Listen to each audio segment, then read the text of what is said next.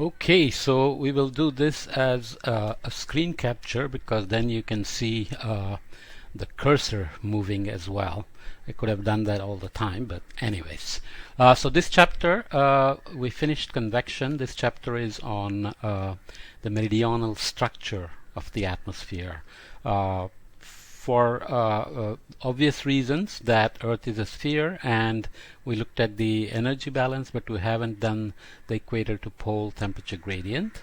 But I have mentioned it several times already that because Earth is a sphere, we get certain energy distribution from the low latitudes to high latitudes, which is critical for climate and weather and ocean circulation and so on. So it often helps to look at the zonal mean meridional sections for doing this, which means we average quantities across all longitudes and then look pole to pole. Okay, so let's start with this simple picture. It's showing obvious thing that the temperatures in the tropics, low latitudes, are warmer, and obviously at the pole temperatures are colder.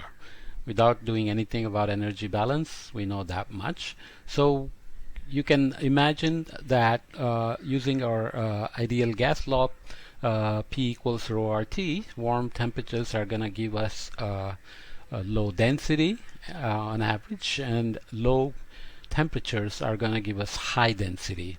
So we can use our hydrostatic balance equation to show that there is actually a pressure gradient having high pressure in the low latitudes and low pressure at high latitudes, and the flow would go from high pressure to low pressure. And in the northern hemisphere, Coriolis pushes things to the right of the direction of motion. We will see this later on. We haven't done it yet, but I'm sure you've been exposed to it somewhere else already. So we will see that there is possibility of this balance of pressure gradient going northward, Coriolis pushing to the south, and a balance to produce so-called westerly winds, or winds going eastward. In the southern hemisphere, you have obviously Coriolis tilting things to the left. So if you go from high pressure to the south, from the equator to the south pole, left would put you again to the east, and you get similar balance. How do we use hydrostatic balance here? Obviously, dp dz equals minus rho g.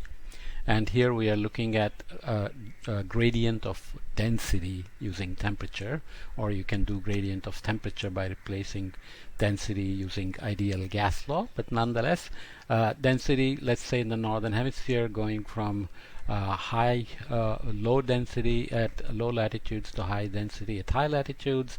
If the axis is positive going from the equator to the pole, then you have positive gradient, which means the pressure has to have a negative gradient. So because dp dz equals minus rho g, if dr d rho dy, where y is the latitudinal direction, traditional convention in atmospheric science, then d rho dy is positive, so minus d rho dy will be negative, so dp dx. So dp dz you can do it as dp dy of dp dz.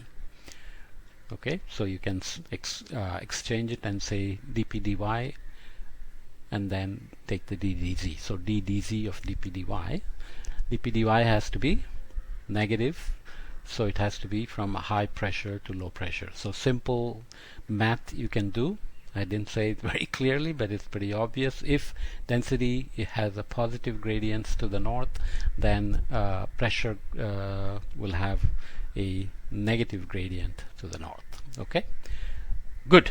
That's the general picture. So we will see that rotation is going to be a big constraint on many of the features, circulation in on the sphere. Okay, some historical figures that played critical roles. Matthew Fontaine Mori was a naval officer. Actually, had been hurt in a stagecoach accident and couldn't be an active sailor on the ship, so he took to the office work and he invented a torpedo. He was tremendously interested in weather and ocean current charts and so on.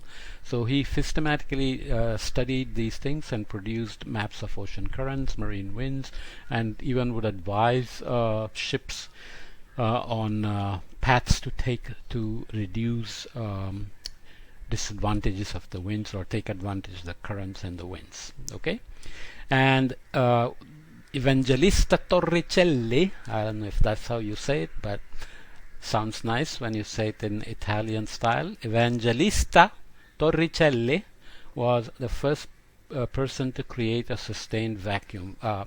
Here we know him because he discovered this barometric pressure effect. So you take mercury and you put inverted test tube on top, let's say, and the atmospheric weight is measured by the height of the column of the mercury in the test tube, right?